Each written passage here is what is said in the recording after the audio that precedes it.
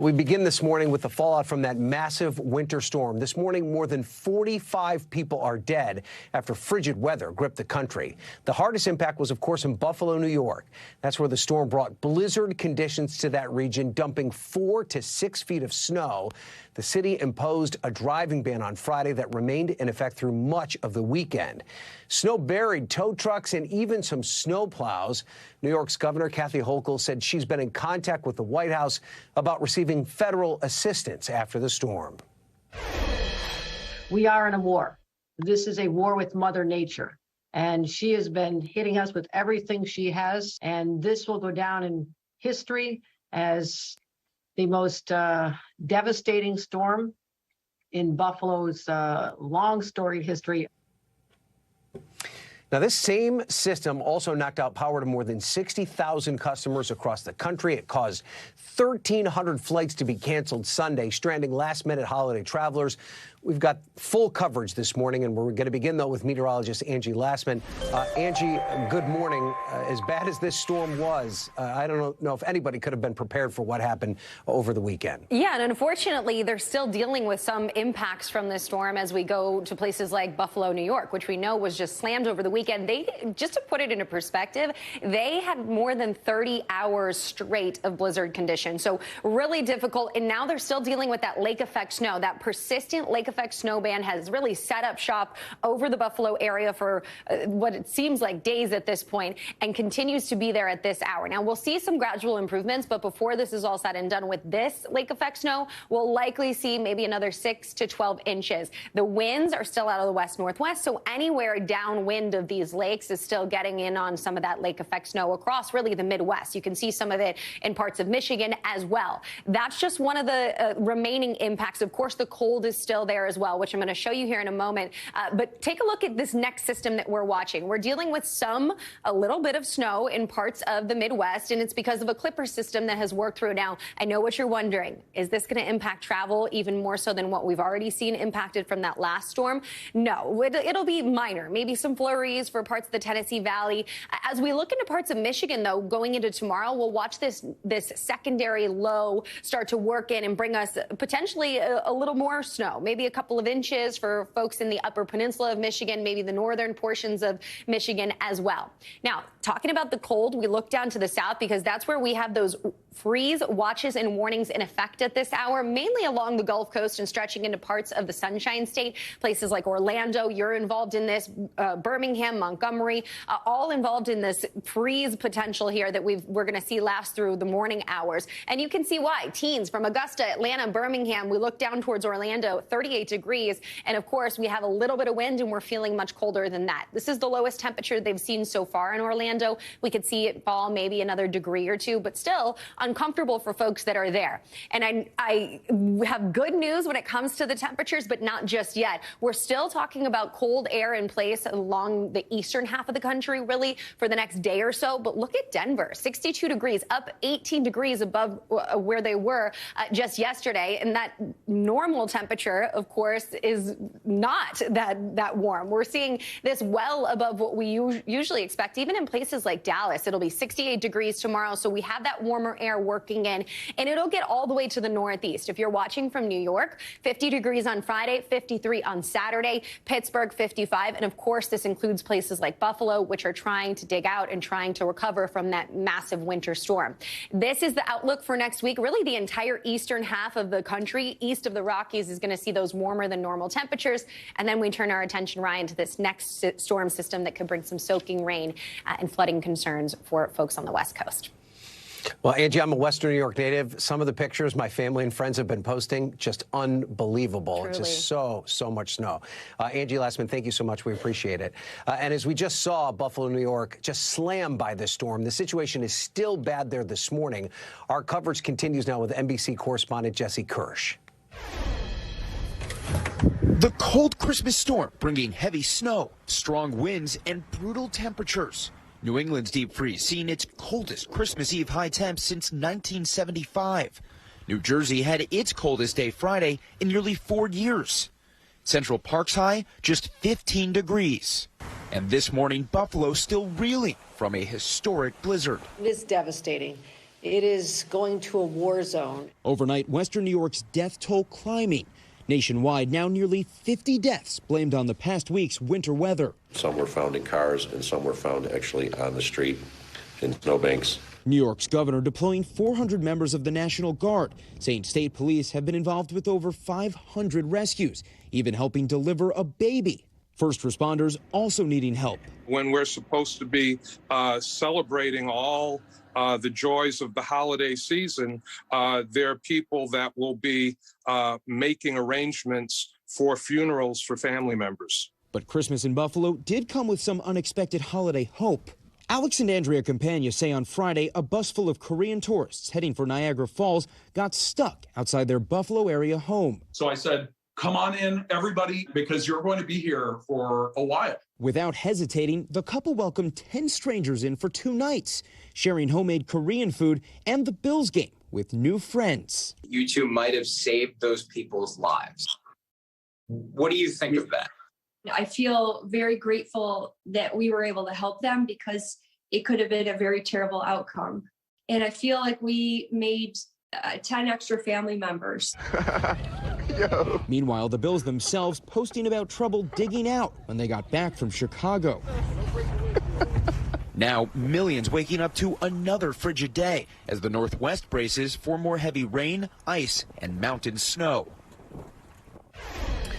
And that was Jesse Kirsch reporting. Now to the impact that this storm is having on travelers as they prepare to head home after the holiday weekend, as thousands of flights have either been delayed or just flat out canceled. NBC News correspondent Shaq Brewster has more on what has become for some a travel nightmare. Good morning. Well, if you have any holiday cheer left and are planning to hit the air this morning, make sure you hold on tight to it because travel by air throughout the country has been anything but smooth. Already this morning, we're seeing more than 1,400 cancellations, about 700 delays at airports across the country. Here at O'Hare, we're seeing lines not only in the airport, but on the way to the airport. You're seeing lines of cars and delays in traffic. And this is after a weekend in which we saw traffic delays and cancellations both on the road and in the air by the thousands. Listen to this number. Through this Christmas weekend, we saw some 6,000 flights fully canceled across the country, more than 15,000 flights delayed as folks were heading to those holiday destinations. That massive winter storm really making it tough for travelers, some having to abandon their travel plans altogether. And we know the delays and misery this holiday season is not just in the air, but also on the ground. AAA saying that tomorrow will be the worst travel day of the year. So I know we don't want to leave our family early, but they're suggesting if you're planning to travel in the next couple of days, you should probably do it today, sometime between or before 12 p.m. or after 7 p.m. if you want to avoid the worst of the traffic. They're expecting the busiest days this week to be Tuesday and Wednesday, followed by January 2nd, so after the new year. Bottom line, the biggest tip, you've heard it before, if you are heading to the airport today, if you're planning to get on a plane, show up early and be ready to wait and keep that smile on if you can. I know it's tough conditions out there. All right, Jackie, thank you so much for that. We appreciate it. Now to the war in Ukraine, where there's no Christmas pause in combat as Ukrainians do what they can to celebrate the holiday. Russian President Vladimir Putin says his nation is ready to negotiate, but with Ukraine steadily gaining ground, many distrust his latest appeal. NBC News foreign correspondent Matt Bradley reports from Kyiv. Christmas in Ukraine is an act of defiance. Soldiers at morning mass. As Russia's war rages, Ukraine's president urging his countrymen to keep the faith. We'll celebrate our holidays, as always. We'll smile and be happy, he said in a Christmas Eve message. In his Christmas address, Pope Francis calling on the world to see the faces of our Ukrainian brothers and sisters. This Christmas comes a day after Russian bombs pummeled the southern city of Kherson, leaving 10 dead and dozens injured. But from the front lines to the home front, Christmas carries on, even for those whose homes are gone. Russian bombs leveled the Kovtun family house in Makarev outside Kyiv. Last Christmas at this time, you were making Christmas dinner here. Yes, we were decorating a Christmas tree here with homemade toys, she said. Now they live in a prefab modular home next door. Their Christmas tree, smaller than they're used to, but Oksana's 7-year-old grandson, David, let me decorate it with him. David's parents, Vitaly and Tatiana, told me he was distraught when his home was destroyed. It was tough for us to accept what happened, she told me, much less to explain it to David. Vitaly's brother Mikhailo is deployed as a military cook. He's busy cooking Christmas dinner for his comrades, fried fish, meat, and salad.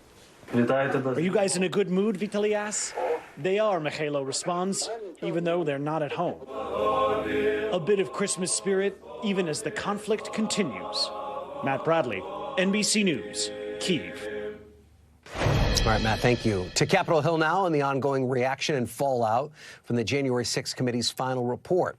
After a 1.5-year-long investigation, they released their findings last week. The report detailed the scope of what they say was former President Trump's pressure campaign to overturn the 2020 election. And there has been plenty of reaction from both sides to the findings. NBC News Capitol Hill correspondent Julie Sirkin joins us with more on this. Julie, good morning. It's important to point out that while the committee published the report, they're still planning to release more from the investigation. What else can we expect to see? Yeah, Ryan, good morning. Well, as you know well from covering this committee extensively, an 18-month-long investigation will produce a lot of receipts, and this committee is desperate to get them out there before they are effectively shut down when Republicans take control of the lower chamber. So what we expect to see this holiday week is more transcripts from the committee. They already started putting more out, even as recently as Friday night before the Christmas holiday, releasing some big names, including Hope Hicks, Kayleigh McEnany, and a lot of other administration officials, allies close to the former president that they interviewed. Remember, more than 1,200 witnesses have sat behind closed doors or in front of the committee, either virtually or in person. During this investigation, more than 1 million documents were produced that the committee then had to comb over. So they want to get this out into the history books for the public record once again before they are shut down by Republicans come January 3rd. So, Julie, the report, of course, does lay much of the blame at former President Trump's feet. The panel's even recommended criminal charges be filed against him by the Department of Justice. How is the former president reacting to this report? Just like you might expect, of course, he was on his social media platform right after this report dropped, even into the holiday weekend, calling it a sham, once again falsely claiming that he won the 2020 election. He released a series of multi-part threads, even a video, clearly angry at the panel and their findings for pinning what happened on January 6th to one man. The committee, of course, outlining many who were involved with the insurrection, with the planning for the January 6th attack, including the behind-the-scenes planning from the president, the former president, and his allies. But they ultimately squared the blame with him. They said that without him, January 6th would have ultimately never happened. And they, of course, also recommended criminal charges for the former president and his allies last Monday. So these transcripts, all of this we're seeing in the report, continuing to anger the former president, as you might expect. But the committee, of course, continuing to put all that information out there so the public can really see how they came to their conclusions. All right, Julie, of course, Donald Trump running for president. He's not talking about that as much as we thought he might at this stage, but we appreciate you being here this morning. Thanks, Julie. And we are sticking with those January 6th hearings with its major moments from the past year. Everything from the committee's arguments to the shocking testimony. NBC News correspondent Katie Tur walks us through all of it. What happened on January 6, 2021 played live and unedited across all networks at the same time, meaning all of us saw the same thing. Trump mobs beating up police officers, vandalizing the U.S. Capitol, ransacking the floors of the Senate, free of political spin or reimagination. But that was then. And by 2022, the events of that day had gotten fuzzier, muddied up by partisanship. So the January 6th committee, made up of 7 Democrats and 2 prominent Republicans, made it their task to sharpen the country's memory and to prove who was to blame. You'll never take back our country with weakness. You have to show strength, and you have to be strong. In 9 televised hearings, the January 6th committee set out to make their case. President Trump summoned the mob, assembled the mob, and lit the flame of this attack. Using recorded depositions from the people who were there. Donald Trump's own team. There are suggestions by I believe it was Mayor Giuliani to go and declare victory and say that we'd won it outright. It was far too early to be making any calls like that. What they were proposing, I thought was nuts. His own aides and his own advisors. He said, dead people are voting. Indians are getting paid to vote. Told him flat out that much of the information he's getting is false. His own cabinet members and his own family. Context, I made it clear I did not agree with the idea of saying the election was stolen and putting out this stuff, which I told the president was bull. I respect Attorney General Barr. So I accepted what he was saying. All describing what happened in their own words and making it clear that right from the beginning, Donald Trump was told the truth. I thought, boy, if he really believes this stuff, he has, lost contact with he's become detached from reality. But Donald Trump was so adamant about staying in power, the committee showed he would try to overturn the election. The only way we're going to lose this election is if the election is rigged. Remember that. He tried to do it through lawsuits. 61 cases lost, half thrown out. And in no instance did a court find that the charges of fraud were real. He tried to do it through pressure on the states, leaning on officials. So, look, all I want to do is this. I just want to find 11,780 votes. There were no votes to find. That was an accurate count that had been certified. I had told President Trump you would not do anything illegal for him. I did, both times. And spreading lies about individual election workers. There is nowhere I feel safe. Nowhere.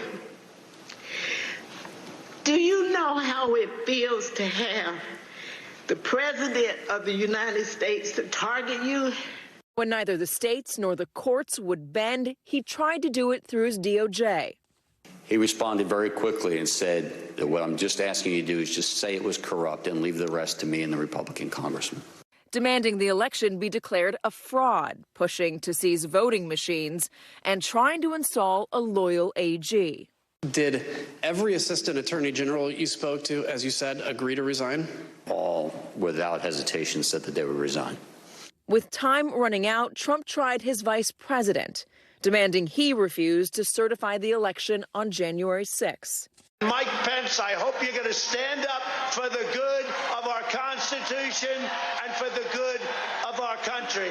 And if you're not, I'm going to be very disappointed in you. I will tell you right now.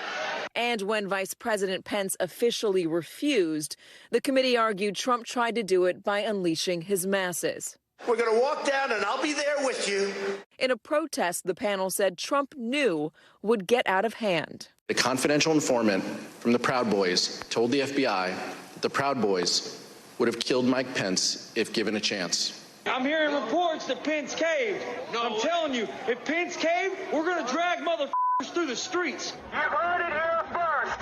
Mike Pence has betrayed the United States of America.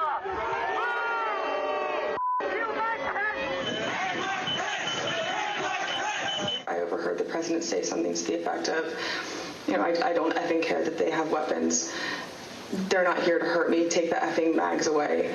Let my people in. They can march to the Capitol from here. And even planned to join. The president reached up towards the front of the vehicle to grab at the steering wheel. Mr. Engel grabbed his arm, said, "Sir, you need to take your hand off the steering wheel. We're going back to the West Wing. We're not going to the Capitol." Mr. Trump then used his free hand to lunge towards Bobby Engel. Back at the White House, the committee showed how Donald Trump stayed silent, unmoved by the images of bloodied police, the gallows erected on the lawn, the pleas from Republican lawmakers to say something and do something. Mr. President, you have got to stop this. I heard my phone ringing, turned the shower off, saw it was Leader McCarthy, who I had a good relationship with. He told me it was getting really ugly over at the Capitol and said, please, anything you could do to help, I would appreciate it. I've already talked to the president. I called them. I think we need to make a statement, make sure that we can calm individuals down. unmoved for 187 minutes until 4:17 p.m. I know your pain. I know you're hurt. We had an election that was stolen from us. I know how you feel. But go home and go home in peace. In the end, Vice Chair Liz Cheney said President Trump knew the patriotism of his supporters, and he knew the loyalty he inspired. And he preyed on that loyalty, turning their love of country into a weapon against our Capitol and our Constitution. What happens when the president disregards the court's rulings as illegitimate? When he disregards the rule of law? That, my fellow citizens, breaks our republic. During the committee's final meeting, they unanimously voted to make 4 criminal referrals to the DOJ for the former president, inciting an insurrection, obstructing an official government proceeding, making false statements, and defrauding the United States. The investigation is now in the hands of Special Counsel Jack Smith. Thanks for watching our YouTube channel. Follow today's top stories and breaking news by downloading the NBC News app.